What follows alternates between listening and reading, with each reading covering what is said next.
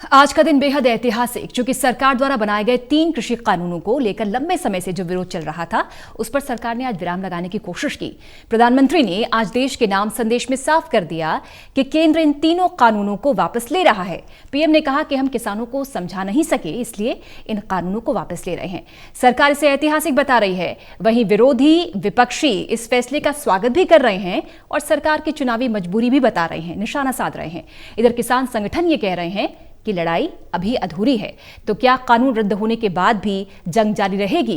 विपक्ष को जो लाभ मिल रहा था किसान आंदोलन का, उसका क्या होगा? और जो नुकसान इस जंग से सरकार को हुआ, क्या इस फैसले से उसकी भरपाई होगी? कुल मिलाकर बड़ी बहस में समझेंगे कृषि कानून वापसी के सियासी मायने।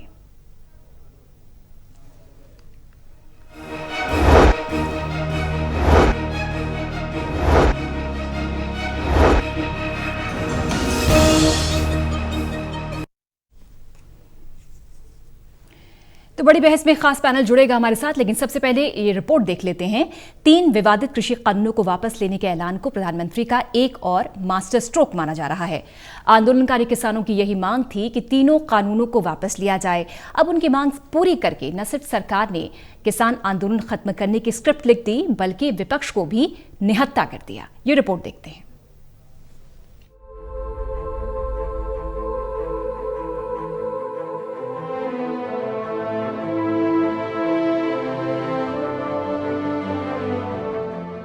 चौदह महीने की तकरार,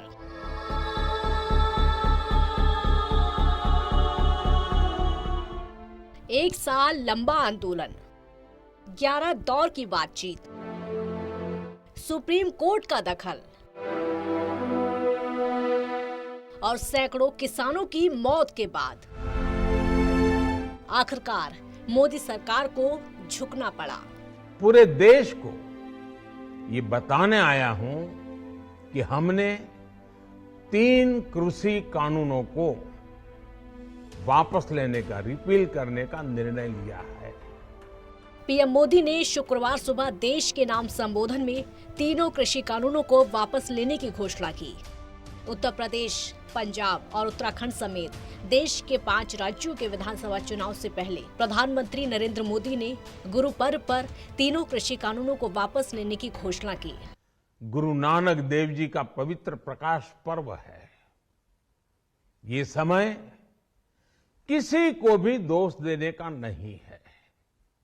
आज मैं आपको, पूरे देश को ये बताने आया हूं कि हमने 3 कृषि कानूनों को वापस लेने का, रिपील करने का निर्णय लिया है। पीएम मोदी ने कृषि कानूनों का विरोध कर रहे किसानों से आंदोलन को खत्म करने की अपील की। साथ ही कहा कि अगले महीने संसद के शीतकालीन सत्र में तीनों कृषि कानूनों को वापस लेने की प्रक्रिया पूरी कर ली जाएगी।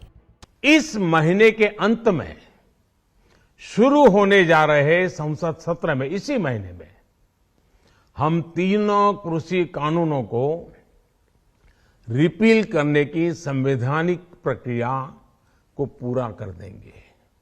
साथियों, मैं आज अपने सभी आंदोलनरत किसान साथियों से आग्रह कर रहा हूं, आज गुरु पर्व का पवित्र दिन है। अब आप अपने अपने घर लौटे, अपने खेत में लौटे, अपने परिवार के बीच लौटे। आइए एक नई शुरुआत करते हैं। क्या आगामी चुनाव बनी सरकार की मजबूरी? कृषि कानूनों के विरोध में चल रहे किसान आंदोलन से अगले साल फरवरी में होने वाले विधानसभा चुनाव में बीजेपी के लिए चिंता बढ़ गई है। चुनावी राज्य उत्तर प्रदेश, पंजाब और उत्तराखंड में बीजेपी के लिए किसान आंदोलन एक बड़ी चुनौती बन गया है। पंजाब में अकाली दल कृषि कानूनों के चलते ही बीजेपी से गठबंधन तोड़कर अलग हो गई थी। किसान आंदोलन के चेहरा बन चुके राकेश टिकैत खुलकर बीजेपी को वोट से चोट देने का ऐलान कर रहे थे। क्या किसान आंदोलन से पंजाब की राजनीति पर पड़ता असर? किसान आंदोलन के चलते पंजाब, उत्तराखंड और पश्चिम यूपी के इलाकों में बीजेपी का समीकरण पूरी तरह से गड़बड़ाया नजर आया। कृषि कानूनों के खिलाफ पंजाब से ही किसान आंदोलन शुरू हुआ था, जिसके चलते बीजेपी नेताओं को गांव में एंट्री तक नहीं मिल पा रही थी। पंजाब की राजनीति किसानों के इर्द गिर्द सिमटी हुई है। पंजाब में कृषि और किसान ऐसे अहम मुद्दे हैं कि कोई भी राजनीतिक दल इन्हें नजरअंदाज करके अपना वजूद कायम करने की कल्पना भी नहीं कर सकता। किसान पंजाब की राजनीतिक दशा और दिशा तय करते हैं। यही वजह रही है कि अकाली दल ने मोदी सरकार में मंत्री की कुर्सी ही नहीं छोड़ी, बल्कि एनडीए से भी नाता तोड़कर बीजेपी के खिलाफ सख्त तेवर अपना लिए थे।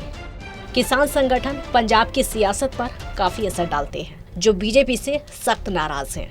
ऐसे में किसानों की नाराजगी बीजेपी के लिए 2022 के चुनाव में एक बड़ी मुसीबत बनकर खड़ी होगी थी, क्योंकि किसान संगठनों ने साफ तौर पर कह दिया था कि इन कानूनों के वापस होने तक किसी तरह का कोई समझौता नहीं होगा। कैसे यूपी में बीजेपी का गड़बड़ा रहा समीकरण। बात करें अगर उत्तर प्रदेश विधानसभा चुनाव की, तो कृषि कानूनों के चलते यूपी में किसान आंदोलन बीजेपी की सत्ता में वापसी की राह में सबसे बड़ी बाधा बना हुआ था। जाट समुदाय से लेकर गुर्जर, सैनी जैसी तमाम किसान जातियां कृषि कानून की वजह से बीजेपी से पूरी तरह नाराज मानी जा रही थी। ये पश्चिमी यूपी की वो जातियां हैं जो बीजेपी के परंपरागत वोटर माने जाते हैं। बीजेपी 2017 चुनाव में पश्चिमी यूपी में इन्हीं तमाम ओबीसी जातियों के दम पर 15 साल से चले आ रहे सत्ता के बनवास को खत्म करने में कामयाब रही थी। लेकिन कृषि कानूनों के खिलाफ शुरू हुआ किसान आंदोलन पश्चिमी यूपी में बीजेपी के सियासी समीकरण को बिगाड़ता हुआ नजर आ रहा था। हाल ही में हुए पंचायत चुनाव में बीजेपी को किसान आंदोलन के चलते पश्चिमी यूपी में खामियाजा भुगतना पड़ा था। क्या आरएलडी बनी सबसे बड़ी चिंता। किसान आंदोलन के चलते पश्चिमी यूपी में बीजेपी नेताओं के गांव में एंट्री करने पर विरोध हो रहे थे, तो आरएलडी को सियासी संजीवनी मिल गई। इसी के दम पर पार्टी अध्यक्ष जयंत चौधरी 2022 के चुनाव में सपा के साथ मिलकर बीजेपी को मात देने की कवायद में जुटे थे। बीजेपी तमाम जतन के बाद भी यूपी में किसानों के बीच अपने पुराने विश्वास को स्थापित नहीं कर पा रही थी, तो सपा के साथ जातीय आधार वाले दलों के साथ होता गठबंधन भी बीजेपी के लिए सत्ता में वापसी की राह में मुश्किलें खड़ी कर रहा था। सपा के राष्ट्रीय अध्यक्ष अखिलेश यादव से लेकर कांग्रेस महासचिव प्रियंका गांधी, आरएलडी प्रमुख जयंत चौधरी और बसपा सुप्रीमो मायावती तक किसानों के मुद्दे पर बीजेपी को घेरने में जुटे थे। वहीं बीजेपी यूपी की सत्ता को अपने हाथों में किसी भी सूरत में जाने से नहीं देना चाहती है। ऐसे में बीजेपी किसान आंदोलन की काट की तलाश में जुटी थी। उत्तराखंड में सत्ता की वापसी पर लग जाता ग्रहण। यूपी की तरह उत्तराखंड में भी विधानसभा चुनाव 3 महीने बाद होने हैं। उत्तराखंड की तराई बेल्ट में किसानों की नाराजगी बीजेपी के लिए चिंता का सबब बन गई है। सूबे की करीब 2 दर्जन विधानसभा सीटों पर किसान राजनीति प्रभावित करती है, जहां बीजेपी के लिए सबसे ज्यादा मुश्किलें खड़ी हो रही थी। ऐसे में बीजेपी को उत्तराखंड में अपनी सत्ता को बचाए रखने के लिए कोई राह नहीं दिख रही थी। किसान आंदोलन बना बीजेपी की सियासी मजबूरी। किसानों की नाराजगी को दूर करने के लिए बीजेपी और मोदी सरकार ने तमाम जतन कर लिए थे, लेकिन सफल नहीं हो रहे थे। बीजेपी के नेताओं के पास बस यही जवाब था कि कांग्रेस और विपक्षी दल किसानों को गुमराह कर रहे हैं और अपनी राजनीति चमका रहे हैं। इसके बावजूद किसानों पर बीजेपी नेताओं की इन दलीलों का कोई असर नहीं हो रहा था। बीजेपी के तमाम नेता भी किसान आंदोलन के चलते कृषि कानून वापस लेने की बात भले ही खुलकर नहीं करते रहे हों, लेकिन दबी जुबान से सियासी असर की बात कर रहे थे। मेघालय के गवर्नर सत्यपाल मलिक भी सार्वजनिक रूप से कृषि कानूनों को वापस लेने की वकालत कर चुके थे। इतना ही नहीं, उन्होंने कहा था कि किसानों की बात नहीं मानी गई तो बीजेपी सत्ता में वापसी नहीं कर पाएगी। ऐसे में बीजेपी के सामने बस एक ही रास्ता बचा था, कृषि कानूनों को वापस लेने का। ऐसे में पीएम मोदी ने गुरु पर्व का दिन चुना और तीनों कृषि कानूनों को खत्म करने का ऐलान कर दिया, जो चुनाव से पहले बीजेपी के लिए मास्टर स्ट्रोक माना जा रहा है, जिसने एक ही झटके में विपक्ष को निहत्था कर दिया।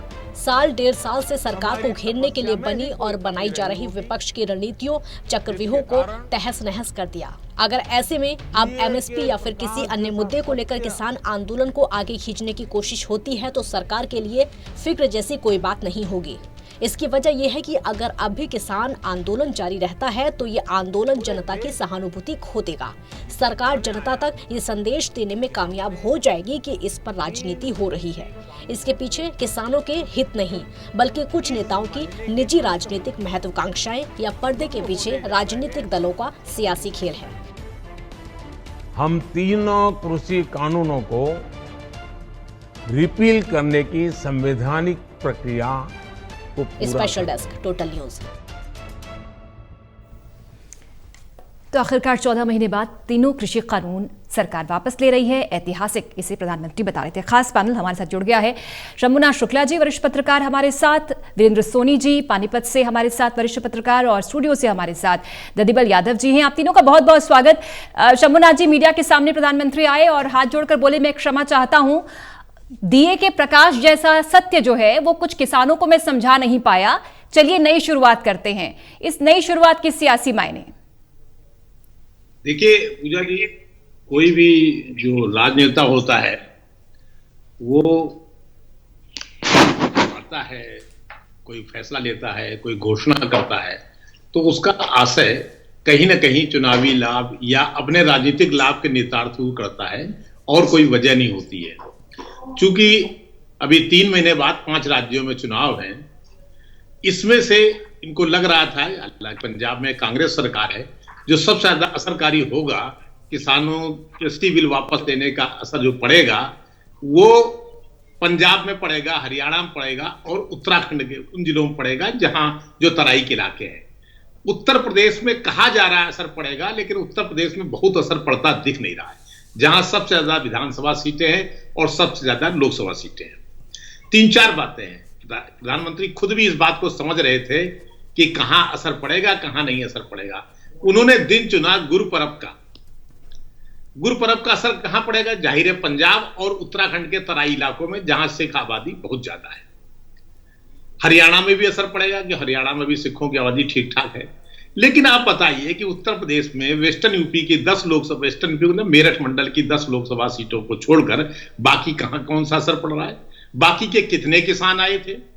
जो उनकी समस्या है उत्तर प्रदेश के किसानों की, वो तो उठाई ही नहीं गई थी कि हमारी समस्या तो आवारा पशु हैं, उनके बारे में तो कुछ अभी तक फैसला नहीं किया गया। वो फैसला प्रधानमंत्री नहीं करेंगे, वो फैसला करेंगे योगी आदित्यनाथ जो उत्तर प्रदेश के मुख्यमंत्री हैं। उन्होंने ऐसी कोई घोषणा नहीं की कि हम आवारा पशुओं को हटाने का या आवारा गायों को हटाने के लिए क्या करने वाले हैं, ऐसी कोई फैसला नहीं किया है। तो जाहिर है वो प्रधानमंत्री जो कह रहे थे वो उत्तर प्रदेश में, उनको भी जानते हैं कि उत्तर प्रदेश में कितना लाभ मिलेगा कितना नहीं मिलेगा। उत्तर प्रदेश उनके टारगेट में नहीं था। उनका निशाना पंजाब, हरियाणा, पंजाब में ही चुनाव है, हरियाणा में तो है भी नहीं, पंजाब और उत्तराखंड के तराई के जिले थे। क्योंकि यहां जो वेस्ट यूपी है, जहां जाट बहुल, जो मेरठ और सहारनपुर मंडल मान लीजिए, 2 या आगरा मंडल में मथुरा, अलीगढ़ और आगरा में कुछ जाटों की आबादी ठीक ठाक है। उन पर असर कितना पड़ेगा? वो तो ऑलरेडी उनका यूथ जो है वो आरएलडी के असर में है पहले से। भले पिछले चुनाव में उनका चौधरी परिवार का सफाया हो गया होगा, लेकिन आरएलडी पर असर है। पुराने लोग, जो बुजुर्ग जाट नेता है उनमें भी और जो यंग जाट नेता है उनमें भी, इसलिए वो तो पहले भी आरएलडी के साथ जा रहे थे, उन पर कोई खास असर नहीं पड़ने वाला है। चलिए, कुल मिलाकर आपका ये कहना है कि टारगेट पंजाब और यूके की तराई क्षेत्र है। वीरेंद्र जी, शंभुनाथ जी कह रहे हैं कि सियासी लाभ के मकसद से ही ये संदेश था, लेकिन 14 महीने जो सरकार की छवि पर डेंट पड़ा इस आंदोलन को लेकर, क्या वो 3 महीने जो शेष रह गए हैं पंजाब यूके के चुनाव में, क्या वो डेंट की भरपाई होगी, नुकसान की भरपाई हो पाएगी इस फैसले के बाद? बिल्कुल। देखिए, निश्चित रूप से अगर प्रधानमंत्री जी ने ये घोषणा की है तो उन्होंने आपदा में एक अवसर तलाशा है। गुरु पर्व के रूप में उनको एक अवसर मिला, और हालांकि किसी को पहले से ये अनुमान नहीं था। हालांकि राजनीतिक दृष्टि से ये अनुमान लगाया जा रहा था कि जहां जहां चुनाव होने हैं, किसान आंदोलन के कारण भारतीय जनता पार्टी को आघात पहुंच सकता है। और जहां तक हरियाणा की बात है, देखो, एक तरह से पूरे देश में एक जो वातावरण था सरकार के विरुद्ध जा रहा था। राष्ट्रीय स्वयंसेवक संघ की तरफ से भी कहा जा रहा था, इससे समाज में विभाजनकारी शक्तियां सक्रिय हो रही थी और विदेश में भी सरकार की छवि पर असर पड़ रहा था। अगर 1 वर्ष से दिल्ली जाने वाले रास्ते रुके हुए थे, औद्योगिक उत्पादन पर असर पड़ रहा था, आम आदमी प्रभावित हो रहा था, और बाकी तरफ से ये कहा जा रहा था कि जो आंदोलन कर रहे हैं वो लोग भी अपने ही हैं, सरकार ना तो उन पर सख्ती कर सकती थी, लेकिन ये आंदोलन को निश्चित रूप से बल मिल रहा था और राजनीति के कारण आर्थिक असर भी था जिसकी हम उपेक्षा नहीं कर सकते। देखिए, अगर भारतीय जनता पार्टी ने उत्तर प्रदेश तक की, अगर या उत्तरांचल के तराई का इलाका है, लेकिन अन्य राज्यों में भी हालांकि इतना कोई विशेष असर नहीं पड़ा। असम में भी चुनाव हुए, उपचुनाव हुए, गुजरात में भी सिविक बॉडीज के चुनाव हुए, लेकिन कुल मिला के ये था कि राजनीतिक दृष्टि से भारतीय जनता पार्टी कमजोर हो रही थी। किसानों के, हरियाणा का मामला तो अलग है, हरियाणा का जातीय समीकरण इस हिसाब से है कि वहां मुख्यमंत्री मनोहर लाल जी के खिलाफ आंदोलन के कई और कारण भी हैं। जो शक्तियां उस आंदोलन को बल दे रही थी उनके अपने अपने स्वार्थ हैं, और ये एक तरह से एक संदेश गया है कि प्रधानमंत्री जी की रूप से कि उन्होंने इस आंदोलन को समाप्त करने की दिशा में एक पहल की है जिसका सभी स्वागत कर रहे हैं। हालांकि देखिए, इसका एक हल ये भी हो सकता था, किसान आंदोलनकारियों को भी बुलाया जाता, उसमें प्रधानमंत्री जी से आज तक वार्ता नहीं होती, लेकिन कृषि मंत्री तक ही सीमित रही। इसका स्वरूप भी बदला जा सकता था, लेकिन उनको मालूम था कि इससे कोई लाभ नहीं होने वाला, तो प्रधानमंत्री जी ने राष्ट्र के नाम अपनी स्थिति स्पष्ट की और उसका गुरु पर्व को चुना, और जिसका अपना एक महत्व है गुरु पर्व का। तो उस दृष्टि से एक रचनात्मक संदेश भी गया, राजनीतिक संदेश देने में भी भारतीय जनता पार्टी सफल रही है। अब ये तुरुप का पत्ता कितना कामयाब हो पाता है प्रधानमंत्री जी का, ये आने वाला समय बताएगा। गदेबल जी, आप कैसे देख रहे हैं, सियासी मायने इसके क्या हैं? और बहुत सारे सवाल उठ रहे हैं कि 14 महीने बाद प्रधानमंत्री फैसला लेते हैं, अब 3 महीने शेष रह गए हैं तमाम राज्यों में। जैसा कि शंभुनाथ जी कह रहे हैं, पंजाब और उत्तराखंड के तराई इलाकों में तो असर पड़ेगा, लेकिन यूपी में कोई इसका असर नहीं पड़ने वाला। फिर आखिर ये स्ट्रैटेजी क्या बीजेपी की? पूजा जी, मैं शंभुनाथ जी से काफ़ी हद तक सहमत हूं, और सोनी जी ने भी जैसे कहा, क्योंकि जहां तक चुनाव की बात है, चुनाव से देखा जाना चाहिए, इसको जोड़ा जाना चाहिए बिल्कुल। और प्रधानमंत्री ने बहुत ही दूरदृष्टि के साथ बिल्कुल सही समय पर, वो कहते हैं ना, स्ट्राइक टू हॉट आयरन, तो उस तरीके से उन्होंने चुनाव से पहले इस बात को रखी है। लेकिन उन्होंने अपनी बात को बहुत ही सलीके से रखा कि मतलब सरकार जो है वो इन कानूनों से जो किसानों को फायदा हो रहा था, वो अपनी बात को किसानों को पिछले साल, 1.5 साल, 2 साल में समझाने में सफल नहीं रह पाई। तो उन्होंने कहा कि अगर हम नहीं समझा पाए तो ठीक है, पार्लियामेंट का अगला सेशन आ रहा है, उसमें हम वापस लेंगे और फिर से इसको दोबारा, उसमें जो भी संशोधन हो गया, जो कुछ होगा वापस लेंगे, और फिर बाद में देखा जाएगा, इसको फिर समझाने का प्रयास करेंगे, देखेंगे। तो और जहाँ तक रही वोटों की, चुनाव की बात, तो उत्तर प्रदेश में, जैसे शंभुनाथ जी कह रहे थे कि उत्तर प्रदेश में इसका बहुत बड़ा असर नहीं दिखेगा। इसका असर पंजाब में कैप्टन अमरेंद्र सिंह जी जो नई पार्टी बनाए हैं, और वो भारतीय जनता पार्टी के सहयोग से लड़ने की उनकी तैयारी है, तो उस पर पंजाब को फतह करना जो है वो बीजेपी के लिए ज़रूरी है। और पंजाब में बीजेपी कभी अकेले नहीं जीती, अकाली के साथ या तो लड़ती रही, बादल के साथ, और इस बार उन्होंने कैप्टन अमरेंद्र सिंह के साथ जिस तरह से कांग्रेस आला कमान ने जो उनके साथ जिस तरह का सलूक किया, वो छिटके नाराज़ हुए, इस्तीफ़ा दिया और अब अपनी अलग पार्टी भी बना ली उन्होंने। अभी घोषणा उसकी वो करेंगे। और आज जिस तरह की बात हो रही थी कि वो भाजपा के सपोर्ट से लड़ेंगे, वो इससे पहले गृह मंत्री अमित शाह जी से और प्रधानमंत्री से भी मिल चुके हैं। तो इन तमाम सारे मुद्दों पर उनकी पहले चर्चा हो चुकी है, और आज उसी सब के तहत एक रणनीतिक रूप से जो शंभुनाथ जी कह रहे थे कि गुरुपर्व का दिन चुना गया, तो निश्चित रूप से उसका फ़ायदा उत्तराखंड के तराई, ऊधम सिंह नगर और इधर के जो ज़िले हैं उनमें मिलेगा, जहां पंजाबी जो है सिख जाट जो हैं खेतीहर, वो उनके बड़े बड़े फार्म हाउसेस हैं और वो लोग वहां डोमिनेट करते हैं, तो उन इलाकों में फ़ायदा मिलेगा। और पंजाब में अमरेंद्र सिंह चूँकि पहले भी इस कानून को रद्द करने की वकालत करते रहे हैं और अब भी कर रहे हैं, तो अब वो इसका माइलेज लेंगे कि मेरे कहने पर प्रधानमंत्री ने इसको विड्रा किया है, हमने प्रधानमंत्री को हम समझाने में कामयाब रहे हैं आप लोगों की बात को, और सरकार ने उसको लेकिन पीछे मुड़कर देखें अगर शंभुनाथ जी, तो काफी समय से कोई बैठक, कोई वार्ता नहीं हुई सरकार के पक्ष और किसान आंदोलन मोर्चे के बीच में लग यूं रहा था कि ये आंदोलन यूं ही चल रहा है और सरकार को शायद फिक्र नहीं। क्या पीछे से स्ट्रैटेजी बनाई जा रही थी इस मास्टर स्ट्रोक के लिए? एक लंबे समय के बाद अचानक से ना तो कृषि मंत्री सामने आए, ना कोई मंत्री सामने आए कोई बयान को लेकर, सीधे प्रधानमंत्री आते हैं और इतना बड़ा ऐलान कर देते हैं। देखिए, दो तीन चीजें स्पष्ट हो रही थी जो अभी बातें हुई। एक तो सतपाल मलिक कि भाजपा वापस नहीं आ पाएगी। सतपाल मलिक आजकल भाजपा में ही हैं और उन्हीं के तरफ से मेघालय के राज्यपाल हैं, बिहार में रहे हैं, वो जम्मू कश्मीर में रहे और आजकल यहाँ पर है मेघालय में। जब वो कह रहे हैं कि नहीं आ पाएगी तो जाहिर है वो बीजेपी को कहीं ना कहीं उनके आला कमान को इंगित कर रहे थे, या हो सकता है उनके कहने पे उन्होंने बयान दिया हो, कुछ नहीं आ सकता। दूसरा, वरुण गांधी ने भी बहुत हमला किया है किसान आंदोलन लेकर के।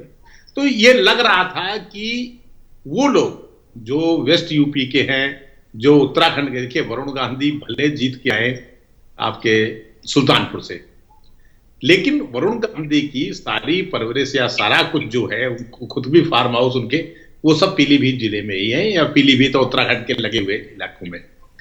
इसके अलावा पंजाब में कैप्टन अमरिंदर सिंह से अभी ददिबल जी बोल ही रहे थे, कैप्टन जो अमरिंदर सिंह से उनके बीजेपी से दोस्ताना ताल्लुक हो गए हैं। और आज भी कैप्टन साहब ने जो है बीजेपी की प्रधानमंत्री खूब तारीफ की है। देखिए, दो बातें थी। सिद्धू जहां गलत बोल रहे थे, उन्होंने कहा नहीं ये तो सिर्फ हम किसानों का दबाव था, वहीं इन्होंने अमरिंदर सिंह ने प्रधानमंत्री की बहुत ज्यादा तारीफ की है।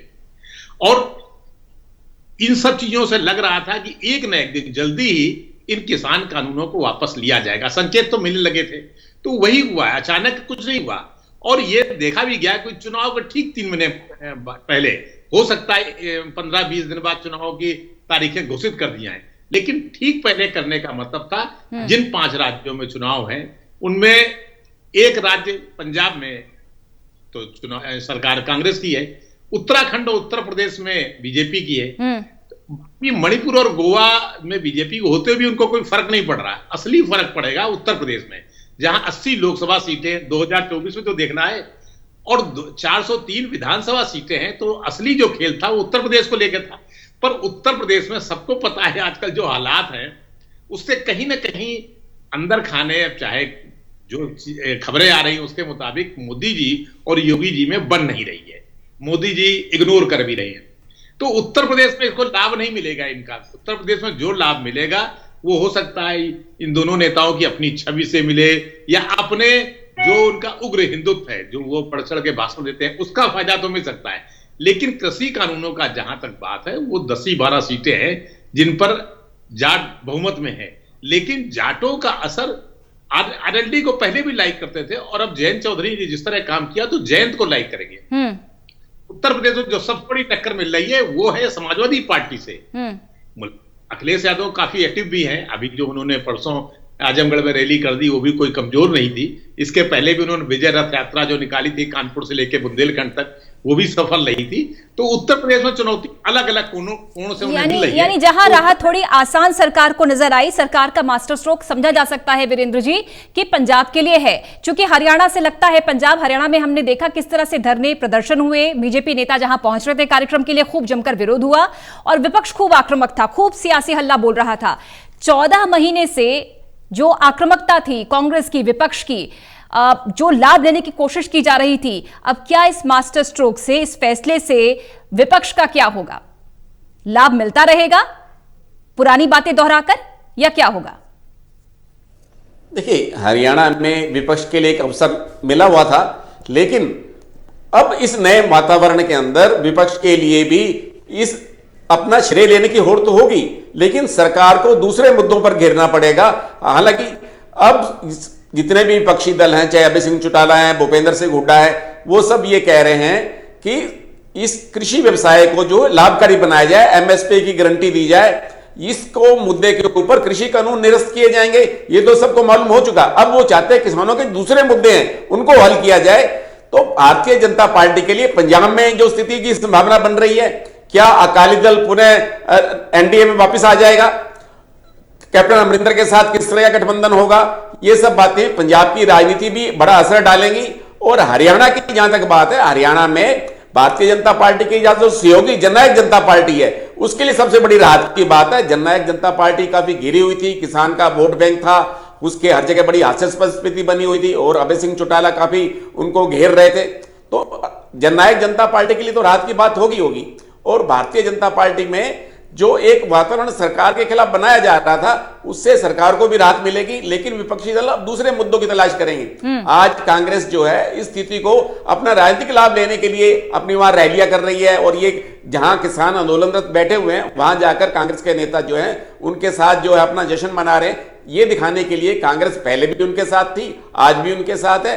लेकिन एक बड़ी विचित्र स्थिति यह है कि जननायक जनता पार्टी के जो विधायक थे, जो जनता के बीच जा नहीं पा रहे थे, अपने अपने निर्वाचन क्षेत्र से एक तरह से कटे हुए थे और उनकी छवि एक खलनायक के रूप में जो एक बनाई जा रही थी उससे उनको बहुत ज्यादा राहत मिलने वाली है। ददीबल जी, हमने देखा कि पिछले 14 महीने से जैसे जैसे नजदीक आ रहे थे चुनाव, आक्रामक हो रही थी विपक्ष, कांग्रेस खासतौर पर खूब हल्ला बोल रही थी।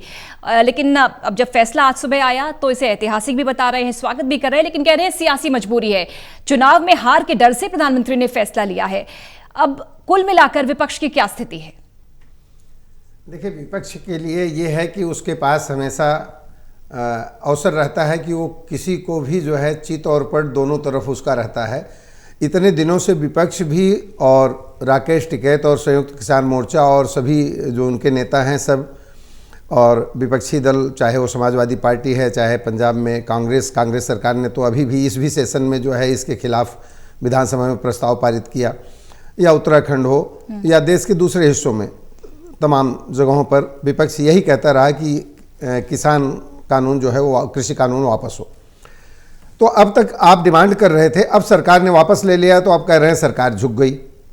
अरे भाई, प्रधानमंत्री ने साफ साफ कहा कि हम समझाने में विफल रहे, हम उनको समझा नहीं पाए, इसलिए हम इसको वापस ले रहे हैं और इसी सेशन में हम इसकी प्रक्रिया शुरू कर देंगे। तो इसमें विपक्ष जो लाभ लेने की कोशिश कर रहा है, शंभुनाथ जी अभी कह रहे थे कि पश्चिमी उत्तर प्रदेश में जो जयंत चौधरी की पार्टी है राष्ट्रीय लोकदल, वो थोड़ा बहुत अपना जो बीजेपी से नाराज़गी थी उसको लेकर के थोड़ा बहुत फ़ायदे में हो सकता है। लेकिन इस कानून के जो मायने हैं, देखिए पूजा जी, इसको समझना पड़ेगा कि इस कानून में जो चीज़ें थी उसका सीधा लाभ किसको मिला था? वो उन लोगों को मिला था जो बड़े बड़े फार्म हाउसेस जिनके थे, जो बड़े बड़े किसान थे। जो छोटा किसान है, छोटी जोत का किसान है, उसके लिए तो ये कानून बहुत फायदेमंद था। जिन लोगों ने खेती और किसानी से जिनका सरोकार नहीं, जिन लोगों ने गांव को नज़दीक से नहीं देखा है, वो जाकर देखें कि आज गांव में छोटा किसान जो है उसकी क्या दुर्दशा है। मजदूर नहीं मिल रहे हैं, मजदूरी इतनी ज़्यादा है, आप खाद लेने जाइए, यूरिया है, डीएपी है, ये दूसरी जो चीज़ें हैं वो कितनी महंगी हो चुकी हैं, ट्रैक्टर से खेती हो रही है, बिजली नहीं है, बिजली डीजल का भाव कहाँ हो गया है। तो किसान तो इस तरह से जो छोटा किसान है वो तो मर रहा है, उसके लिए तो ये बिल बहुत अच्छा था अगर पास हो जाता तो। लेकिन वो जो फार्म हाउस वाले लोग हैं, वो जो लोग आप देखेंगे व्हाइट कॉलर लोग जो इस धरने में बैठे हुए थे, जो चिल्ला रहे थे, शोर मचा रहे थे और जिनको पैसे मिल रहे थे इस काम के लिए इधर उधर से जो इंटेलिजेंस एजेंसीज की रिपोर्टों में थी, तो अगर आप उसको देखें तो वो लोग थे जो राकेश टिकैत यहाँ बैठ करके इतने दिनों से बैठे हैं और यहाँ से लेकर बंगाल और महाराष्ट्र और पंजाब और सभी जगहों पर घूम रहे हैं। ऐसे लग रहा है विपक्ष उनको ऐसे पेश कर रहा है जैसे वो किसानों के मसीहा हों। इनके पिताजी थे महेंद्र सिंह टिकैत, शंभुनाथ जी जानते हैं, इसीलिए सरकार ने भी पलटवार बीच में लगातार किया था ददीबल जी कि ये किसानों के बीच में ये सियासी नेता हैं जो अपनी नेतागिरी चमकाने में लगे। तो चुनाव से पहले मास्टर स्ट्रोक प्रधानमंत्री ने ऐतिहासिक फैसला किया, तीनों कानून हो गए हैं वापस। शंभुनाथ जी, सियासी संजीवनी था ये आंदोलन विपक्ष के लिए, लेकिन जैसा कि वीरेंद्र जी कह रहे हैं कि अब नए मुद्दों की तलाश करनी होगी। लेकिन जैसा कि अभी किसान ये कह रहे हैं कि अभी तो लड़ाई अधूरी है, अभी हम डटे रहेंगे क्योंकि 3 मांगे और आ गई हैं। तो विपक्ष को क्या नए मुद्दे मिलेंगे या अभी आंदोलन यूं ही चलेगा? क्योंकि किसान ये कह रहे हैं कि लड़ाई अधूरी है, अभी 3 मांगे और रख दी हैं उन्होंने, एमएसपी की गारंटी, मंत्री की बर्खास्तगी और जो मुकदमे किसानों पर हुए हैं वो वापस लिए जाएं, तभी वापस हटेंगे। देखिए, अभी एक मुद्दा, बड़ा मुद्दा मान लिया गया, ज्यादातर किसान नेता इस पर सहमत भी होते दिख रहे हैं। एमएसपी की गारंटी वाला मामला जो है, एमएसपी से फायदा सबसे ज्यादा होता है खासतौर पे पंजाब और हरियाणा के किसानों को, पंजाब के किसानों को ज्यादा होता है, क्योंकि बिहार का भी जैसे धान है वो पंजाब लाके बेचा जाता है, सस्ते में खरीद के पंजाब ले आए और एमएसपी पे बेच दिया गया। चूंकि उत्तर प्रदेश बहुत ज्यादा धान की उपज उत्तर प्रदेश ज्यादा नहीं, या गन्ने की उपज है जो वेस्टर्न यूपी का जो इलाका है, बाकी में और दूसरी उपज है। तो एमएसपी के दायरे में जो ज्यादातर फसलें आ रही हैं वो धान की है, यानी खरीफ की फसलें या गेहूं जो रबी की फसलें हैं, तो उनसे फायदा पंजाब के किसानों निश्चित तौर पे होता है। अब लेकिन एक जब बड़ी मांग मान ली गई तो हर आदमी सोचता है कि अगली मांगे मान ही ली जाएंगी, इसलिए हो सकता है कि एमएसपी की गारंटी पे ये लोग थोड़ा सा नानुकुर करें कि जल्दी जल्दी मानी जाए। जो असली मांग की है कि ये तीनों कानून संसद से रद्द हों, क्योंकि प्रधानमंत्री ने घोषणा की है, फिर उसे दोबारा उसी तरह से रद्द कराना पड़ेगा संसद के जरिए। तो वो जो बड़ी मांग है उसका पूरा होना जरूरी है। इस प्रक्रिया में समय लगेगा, हो सकता है जब शीतकालीन सत्र आएगा तो उसमें समय लग जाएगा, अभी अचानक नहीं, कुछ भी हो सकता है। तो उसमें अभी तो सिर्फ अध्यादेश सिखा सकता है कि अभी लागू ना हो, तो इसके अलावा और कोई तरीका नहीं है। तो उनकी जो मांग है वो इसी पे है कि तीनों कानून रद्द किए जाए। एमएसपी पे गारंटी देने में सरकार को कोई दिक्कत नहीं है, क्योंकि एमएसपी पे गारंटी वो दे भी सकती है, ठीक है, एक जो आज की तारीख में वही कह देगी थोड़ा बहुत ऊंच नीच करके। अब इसका जो राजनीतिक, जो मैं पहले से लगातार पहले भी कहा मैंने कि इसका फायदा कितने लोगों को होगा। ददीपाल जी भी ने कहा और सोनी जी भी कह रहे थे कि भाई जो बड़ा किसान है उसको ज्यादा एमएसपी का फायदा भी किसको मिलेगा, जो बड़ा किसान है, जिसका लैंड होल्डिंग ज्यादा है, नहीं, जो कम से कम कई 10-15 एकड़, जो बीघे में अगर कन्वर्ट करें तो बहुत ज्यादा हो जाता है, 10-15 एकड़, मिनिमम 15 एकड़ का तो हो ही, और 15 एकड़ से 100 एकड़ भी हो सकता है, उनको तो फायदा है, बाकी किसानों को कोई फायदा नहीं होता है। इसके बाद कुछ और बातें भी उठ सकती हैं, क्या किसान को एमएसपी बढ़ती है, किसान को सुविधाएं मिलती हैं, तो वो कृषि मजदूरों, जो खेतिहर मजदूर हो रहे, उनके वेतन बढ़ाता है, उनको तो न्यूनतम वेतन भी पैसा नहीं देता वो। तो किसान भी समझ रहे हैं कि फिर बहुत सारी और भी बातें उठाई जा सकती हैं कि आप न्यूनतम वेजेस की गारंटी दीजिए कि आपके यहाँ जो मजदूर है उसको इतना पैसा तो देंगे ही, जो नहीं दे रहे हैं। तो ये बातें भी उठेंगी। इसे मुझे नहीं लगता कि अब इसको लेकर के किसान ज्यादा उसमें आएंगे, उहापोह में वो राजी हो जाएंगे, क्योंकि न्यूनतम वेजेज वाला आ गया तो उनके लिए बड़ी मुसीबत हो जाएगी, फिर उनको कोई फायदा नहीं होगा। इसलिए मुझे लगता है वीरेंद्र जी, लेकिन राकेश टिकैत के तेवर तो यही थे, वो कह रहे थे कि प्रधानमंत्री की बात पर हमको अभी यकीन नहीं है, जब तक संसद में ये रद्द नहीं होते हम नहीं जाएंगे, लड़ाई तो अभी बाकी है, और कल एक अहम बैठक होगी, उसमें क्या निर्णय निकलता है, अब सबकी निगाहें उसी पर हैं। देखिए, ये सब बातें तो अनावश्यक होती जा रही हैं। अभी जब प्रधानमंत्री जी ने राष्ट्र के नाम संदेश दे दिया है तो उनके एक सम्मान भी किया जाना चाहिए प्रधानमंत्री जी का। और ये बात, ये सप्ताह समाप्त तो होंगे, संवैधानिक प्रक्रिया है तो वो समाप्त होंगे।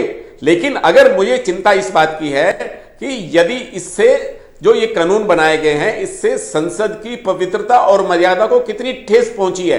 यदि कानून बनाते समय उस तरह पर्याप्त बहस होती, जो संसद में हंगामा हुआ था, बहस नहीं हुई थी, और अगर किसान संगठनों को कानून बनाने से पहले ही विश्वास में लिया जाता तो ये स्थिति नहीं होती।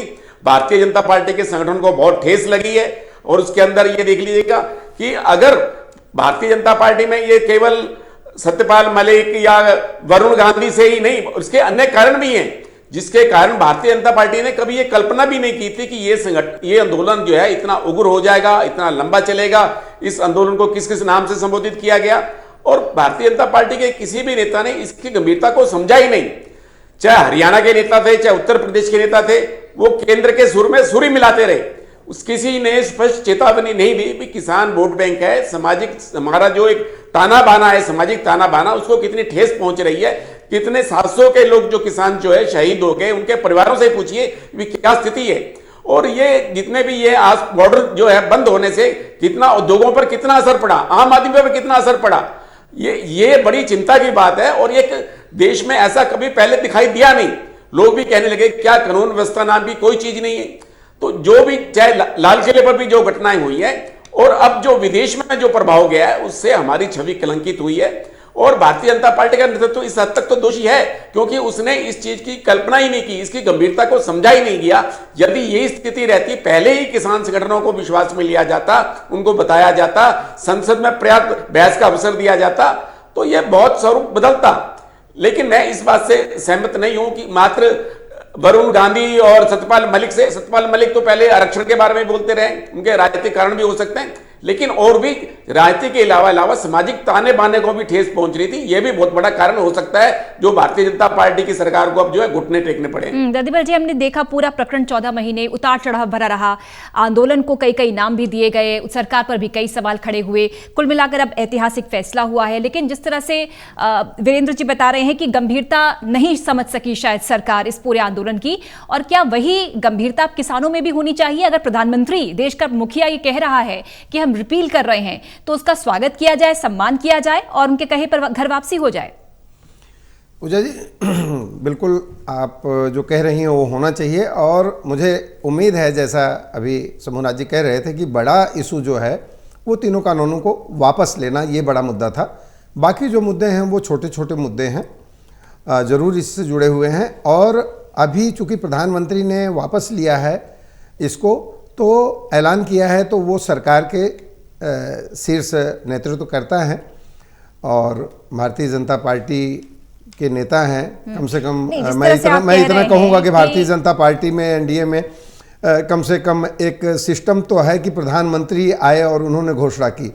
आज जो कांग्रेस बड़ी खुशी मना रही है, यही कांग्रेस थी, और मनमोहन सिंह जी प्रधानमंत्री थे 2013 में। मुझे याद है किसानों से जुड़ा एक अध्यादेश का मामला था और संसद से आया वो मामला, और राहुल गांधी जी प्रेस क्लब में एक प्रेस कॉन्फ्रेंस बुलाई और वहाँ पर वो ऑर्डिनेंस फाड़ दिया। तो कम से कम इस सरकार ने दिखाया और बड़प्पन दिखाया, और प्रधानमंत्री खुद आए और राष्ट्र के नाम प्रसारण में उसको विड्रॉ करने का ऐलान किया। लेकिन फिर भी वीरेंद्र जी ये कह रहे हैं कि ये जो पूरा प्रकरण हुआ, कानून बने और अब रिपील हो रहे हैं संसद के अंदर ही, ये संसद की मर्यादा को, उसकी गरिमा को ठेस पहुंचाते हैं। देखिए, संसद की गरिमा को ठेस नहीं पहुंचाते। देश में ऐसे कानून आते रहते हैं, और पहले की सरकारों में भी हुआ है। डेफामेशन और प्रेस बिल और बहुत सारे ऐसी चीज़ें थी जो लाई गई और बाद में वो आगे नहीं बढ़ पाई, तो जब विरोध उठा तो ऐसे ये भी है, ये आया, ये पास हो गया पार्लियामेंट से, वो पास नहीं हुए थे, ये पास हो गया, और इस तरह की चीज़ें हुई। तो देखिए, राष्ट्रहित सर्वोपरि है। प्रधानमंत्री को लगा कि किसानों के हित में किसानों को हम अपनी बात नहीं समझा पाए, वो बार बार यही बात कहते रहे, तो अब फिर से उसको समझाने की कोशिश होगी, या सही समय होगा तो लाएंगे वो लोग। और जहाँ तक मोर्चे की बात है, टिकैत की बात है, कि उन्होंने कहा कि अभी हम इसको नहीं, ये पार्लियामेंट से विड्रॉ हो जाए, जिस कानूनी प्रक्रिया से गुजरा है उस तरह से वहां से फिर से पास हो, रद्द किया जाए इसको। लड़ाई अधूरी है, इस तरह का जब वक्तव्य सामने आता है तो लगता है कि तेवर अभी भी तीखे हैं। देखिए, इस तरह के आंदोलन जो होते हैं उसमें नफा नुकसान होता रहता है। ये महेंद्र सिंह टिकैत इनके पिताजी थे और वो बड़े किसानों के नेता थे। मैं अभी कह रहा था कि समूहनाथ जी अच्छी तरह उनको जानते होंगे। उस दौर में सिसौली से लेकर के और भोपा के बिजली घर से लेकर के और लाल किले तक, बोट क्लब तक टिकैत के आंदोलन का गवाह है, और किस तरीके से कांग्रेस की सरकार थी और आधी रात को लाठीचार्ज करके भगा दिया गया। तो कम से कम इनको तो वहाँ बैठने दिया गया। ये लोग अपनी बात के लिए अड़े रहे। जो लोग वसुंधरा वैशाली से निकल करके दिल्ली जाते थे और रोज आते थे, या नोएडा से जाते थे, उन लोगों से पूछिए जो लोग तो इस क्षेत्र में रहते हैं और वहां आने जाने में काफी समस्याएं भी होती थी। और हमने देखा कि जब आंदोलन लंबा होता है तो कुछ ना कुछ उसमें हंगामा, उपद्रव या कुछ नेगेटिविटी आ ही जाती है। बीच में बहुत सारे सवाल इस आंदोलन को लेकर भी खड़े हुए, क्योंकि कई राजनीतिक तीर भी चलने लगे। बंगाल पहुंच गए किसान, वहां पर साफ कह दिया कि हम बीजेपी का विरोध करेंगे। तो इस तरह की चीजें भी बीच में होती रही, जिससे किसानों पर सवाल खड़े हुए, आंदोलन पर सवाल खड़े हुए। हाँ, लेकिन बंगाल में क्या असर हुआ? एक बात तो ये समझ लीजिए, जो इस आंदोलन का असर था वो दिल्ली एनसीआर में ज्यादा दिख रहा था, क्योंकि वाकई सही बात है, हम लोग जब दिल्ली जाते थे तो हमें कहीं पटपटगंज से होकर जाना पड़ता था, कहीं अंदर वाले रास्ते पकड़ने पड़ते थे, थोड़ी दिक्कत हो रही थी। और आमतौर पर हम लोग अवॉइड करते थे कि दिल्ली ना ही जाए, दिल्ली बिना जाए काम चल जाए तो ज्यादा अच्छा है। तो ये स्थिति तो थी। बाकी दिल्ली के बाहर कहीं ऐसा नहीं दिखाई पड़ा। पंजाब में ये लोग गए, वो बंगाल में गए, पर बंगाल में क्या असर हुआ? बंगाल में तो पहले दिन से पता था कि दीदी जीत जाएंगी भाई। बंगाल में तो पहले दिन से लग रहा था, उसमें बहुत सारी कुछ गलतियां बीजेपी की तरफ से हो गई और बाद में उनको एहसास हुआ कि गड़बड़ियां कर गए हैं बंगाल में, तो कोई बाहर का कोई असर नहीं पड़ा। जो असर पड़ा था दिल्ली एनसीआर, और जो असर पड़ने वाला था वो पंजाब, हरियाणा, वेस्टर्न यूपी के मेरठ, सहारनपुर क्षेत्र और उत्तराखंड के तराई वाला इलाका। बाकी कोई बहुत असर नहीं पड़ रहा था। किसानों की अपील कोई राष्ट्रव्यापी हो कि पूरे देश भर का किसान हो, हम लोग यहीं रहते हैं, हमने कभी ऐसा देखा कि इतनी बड़ी रैली हो गई पूरे देश का किसान हो गया होगा। 26 जनवरी को जरूर थोड़ा दिखा था, लेकिन उसमें भी उग्रता जब पंजाब के आए किसानों ने दिखाई, उसके बाद फिर वो उनको चुप बैठना पड़ा। उसके बाद अचानक राकेश टिकैत एक बड़े नेताओं के ऊपर गए। उसके पहले राकेश टिकैत नेता नहीं थे, पंजाब के वो किसान नेता थे, जो उसके किसान नेता थे, लेकिन 26 जनवरी घटना के बाद स्थितियां बदल गई और राकेश टिकैत नेता हो गए। अब वो जो लड़ाई लड़ रहे थे, जो पंजाब के किसान, उनकी लड़ाई ज्यादा बड़ी लड़ाई थी। राकेश टिकैत बहुत सारी चीजों में समझौता कर रहे थे और मुझे नहीं लगता कि राकेश टिकैत, जो मेरा अपना मानना है, महेंद्र सिंह टिकैत नहीं है, ये बड़बोले ज्यादा है, ये अभी समझौता कर लेंगे और लंबे समय तक आंदोलन। इसके बाद जबकि प्रधानमंत्री ने खुद आकर के घोषणा कर दी, देश के से माफी मांग ली, उसके बाद ये कहे कि नहीं भी आंदोलन लंबा खींचेंगे, ये संभव है? मुझे नहीं लगता कि अब आंदोलन चलने वाला है, आंदोलन समाप्त हो गया। अब अपोजिशन इसका कैसे फायदा उठा पाएगा, इस तरह कितना प्रचार कर पाएगा, इस पे डिपेंड करता है। वीरेंद्र जी, जब एक आंदोलन लंबा खिंचता है तो डीरेल होने की भी आशंका होती है और जब बहुत सारे चेहरे होते हैं तो उनमें टकराव भी होता है। हमने समय समय पर देखा, बहुत अलग अलग बयानबाजी हुई। राकेश टिकैत अलग बोल रहे थे, किसान जो मोर्चा है उसके नेता अलग बोल रहे हैं, गुरनाम चुडूनी के अलग बयान आए। कुल मिलाकर अब जब प्रधानमंत्री अपील कर रहे हैं और कल अहम मीटिंग है, तो इस मीटिंग में क्या स्ट्रैटेजी होगी? जैसा कि शंभुनाथ जी बोल रहे हैं, ददीबल जी बोल रहे हैं कि अब जो मांगे छोटी छोटी मांगे हैं, इन मांगों पर अड़ना नहीं होगा और सरकार भी शायद तुरंत मान जाए मांगे और आंदोलन समाप्त हो जाए। देखिए, बिल्कुल आप सही कह रहे हैं। देखो, जब किसान संगठन आंदोलन लंबा खींचता है तो आपस में कई तरह के मुद्दों पर मतभेद भी हो जाते हैं और इतना लंबा चला है तो अब ये गुरनाम चुडूनी का भी कह दिया था अभी पंजाब में आएंगे तो उनका विरोध किया जाएगा, उनका घेराव किया जाएगा, तो आंदोलन में भी अब कई तरह का बिखराव पैदा हो गया था। अब माननीय प्रधानमंत्री जी ने एक घोषणा की है और एक सम्मानजनक उसको स्थान मिलना चाहिए। बाकी तो मुद्दे को अनावश्यक जो है आगे बढ़ाने की बात है। हालांकि आज सत्यपाल मलिक जी ने कहा है कि 3 कृषि कानून अगर जारी रहते तो इसमें कोई आपत्ति नहीं थी। हाँ, एमएसपी भी जो गारंटी दी जानी चाहिए थी, उस विषय पर उन्होंने ध्यान खींचा। तो अलग अलग मुद्दे, सबकी अलग अलग अपनी राय हो सकती है, लेकिन इस विषय पर जब प्रधानमंत्री जी ने कह दिया, एक समिति गठित करने की भी बात कह दिया, उन मुद्दों पर बाद में विचार हो सकता है। अब एक राष्ट्र के नाम प्रसारण में जब प्रधानमंत्री जी ने घोषणा की है तो उसका हमें सबको, किसान नेताओं को उसका सम्मान करना चाहिए, क्योंकि यहाँ के लोग भी बहुत थक चुके हैं, किसान खुद में भी बहुत थक चुके हैं। तो इस मुद्दे को अब जो है विराम देना चाहिए, क्योंकि आसपास के जब लोग बिल्कुल सही कह रहे थे कि हम लोग जो दिल्ली जाना चाहते थे उन लोगों को, चाहे कई रोगी भी थे, कई तरह की कठिनाइयां आ रही थी, लोगों को दिल्ली जाना दूर हो गया था, कोई ट्रेन से जा रहे थे तो सड़क मार्ग काफी अवरुद्ध हो गया था।